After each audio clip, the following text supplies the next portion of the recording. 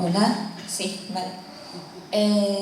Bueno, imos preguntar a Alfonso e María como foi o proceso de producción e todo isto, e despois se queres comentar algo, impresións, dúbidas ou o que sexa, facémolo, vale? Gracias.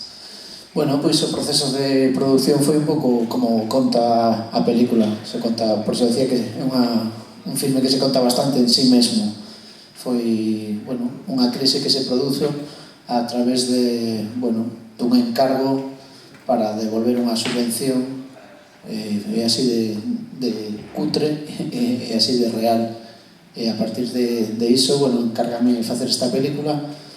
Entón, eu nese momento estaba, de certa maneira, indignado coa situación, porque eu tiña outra película que era Os Fenómenos, coa mesma productora, e se producira un retraso na produción, íbamos a empezar a rodar e de repente a protagonista, que era Lola Dueñas, díxome que quería facer a película, pero que Almodóvar lle ofrecera o papel dos Amantes Pasajeros.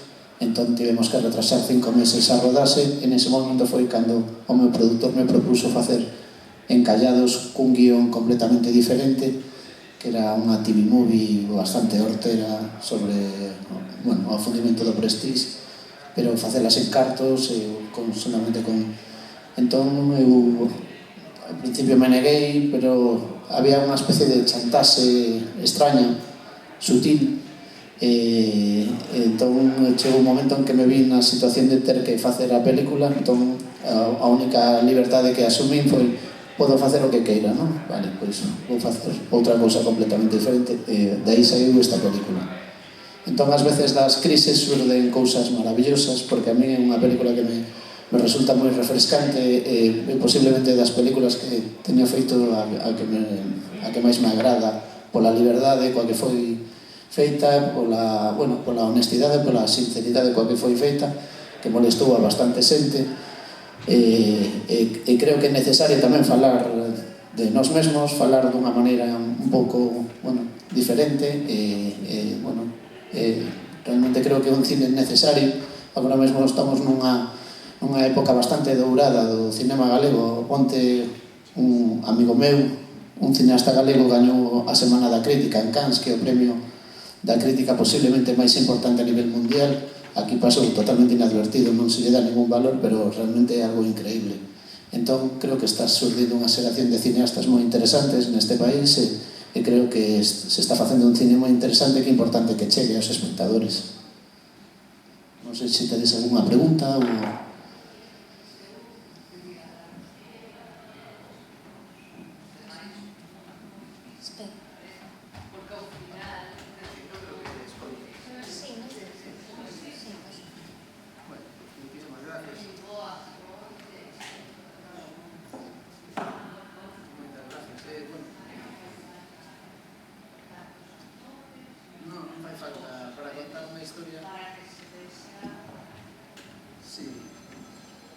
Eu creo que para contar unha historia non fan falta demasiadas cousas, nada máis que ter ganas de contar unha idea dunha maneira un pouco, buscar unha certa originalidade a hora de narrala.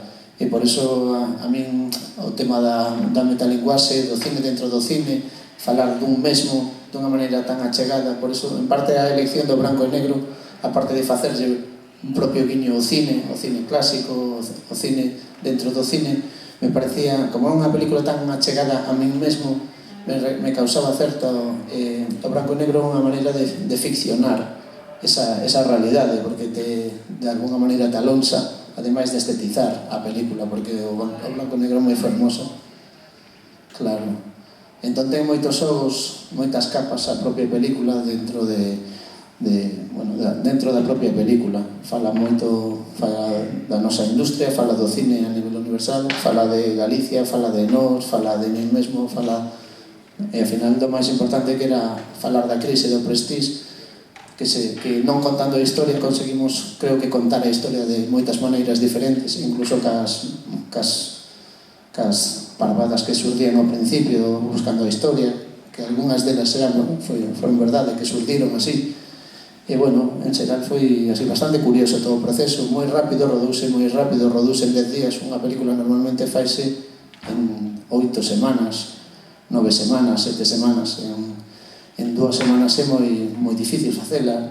Nos conseguimos facer unha película cortiña, pero ao final unha longa metraxe. Pero todo neste filme ha sido feito dunha maneira moi curiosa. Toda a distribución que fixemos aquí con María, que é un verdadeiro motor, foi a que impulsou a película, namorouse da película e decidiu movela por todas partes, e foi tamén, abrimos moitos camiños, que tamén era un camiño como que está un pouco acortado. Se dicía que este cine non podía chegar ás salas, entón nos buscamos as salas, fomos de cidade en cidade. Eso pode contar María un pouco.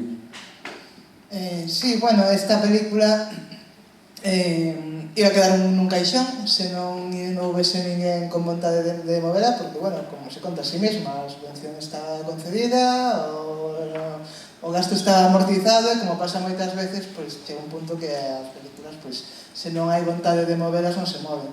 E, efectivamente, eu collen a película e dixen, aquí hai unha película que lle pode gustar moito a xente, como se está comprobando, sempre que a proxectamos a xente gustalle moito, xenera un rollo fan que nos gusta moito. É unha película que, aparte ten tantos elementos interesantes para mover e para que lle interese a xente, que casi tamén era un caramelo incluso para min como aprendizaxe, de decir, vamos a facer o experimento con encallados para ver como podemos explorar outras maneiras de mover a película, porque a priori, claro, como entra nun cine unha película en galego, en blanco e negro, en 16 milímetros, que non chega a 70 minutos, e tiña todo en contra para ser exhibida nun circuito convencional. Entón, o que fixemos foi abrir o noso propio circuito.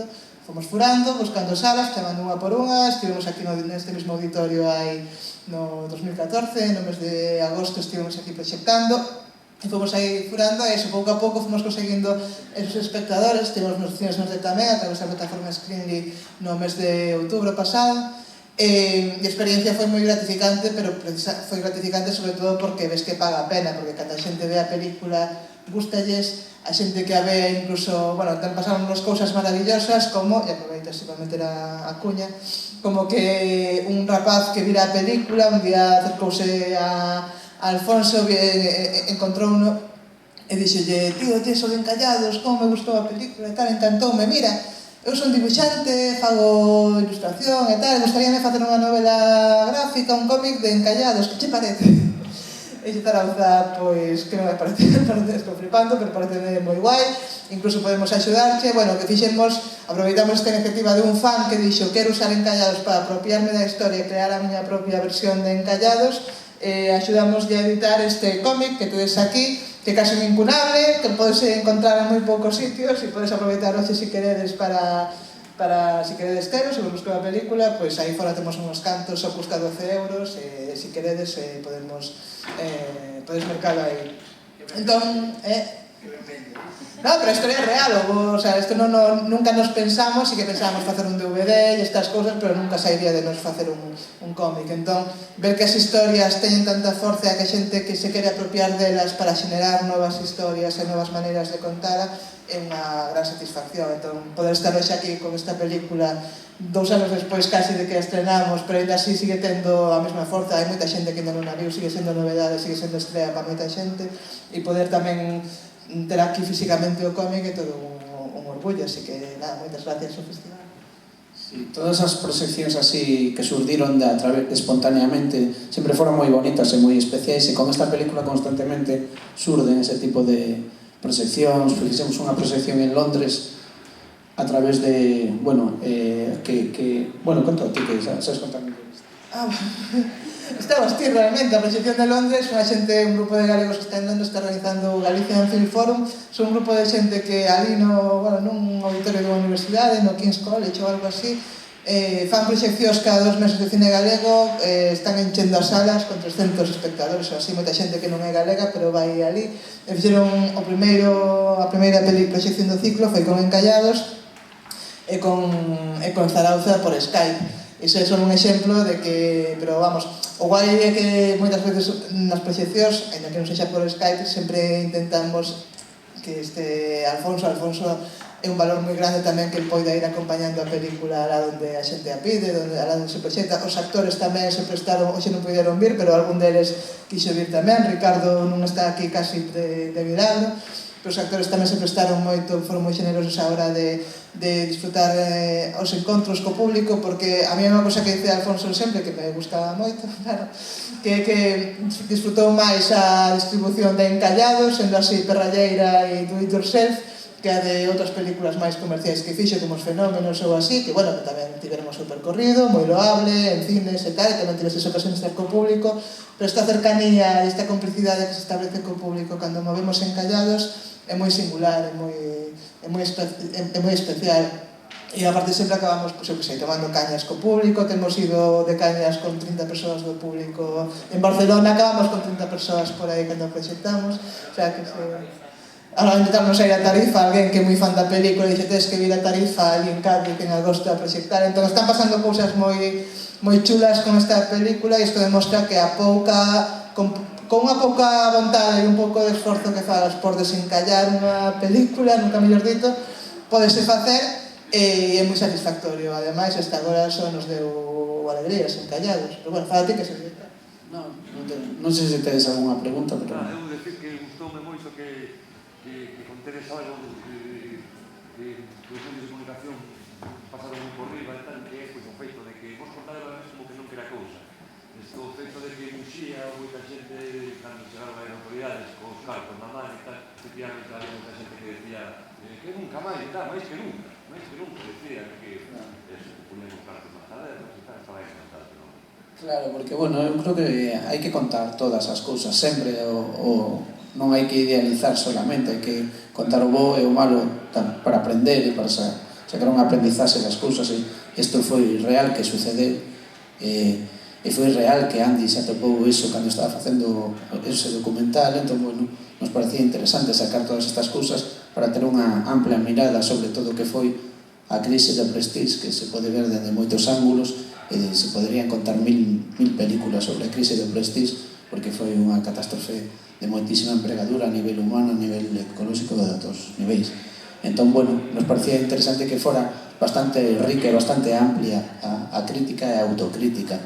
Nese sentido, nesta película pregamos moito para poder reírnos de todo, que é algo que tamén botaba moito de menos. Gústame a comedia tamén para...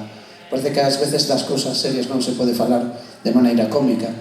E creo que a comedia é algo moi necesario, o que pasa que a comedia me parece que ten que ser unha comedia inteligente, non me gusta a comedia zafio, pero creo que sí que é moi interesante poder falar de moitas cousas das que nunca se fala. Eso é algo nos países verdadeiramente democráticos e con democracias asentadas, é algo moi natural poder falar de unha maneira autocrítica. Neste país ainda temos certas leivas deste estilo.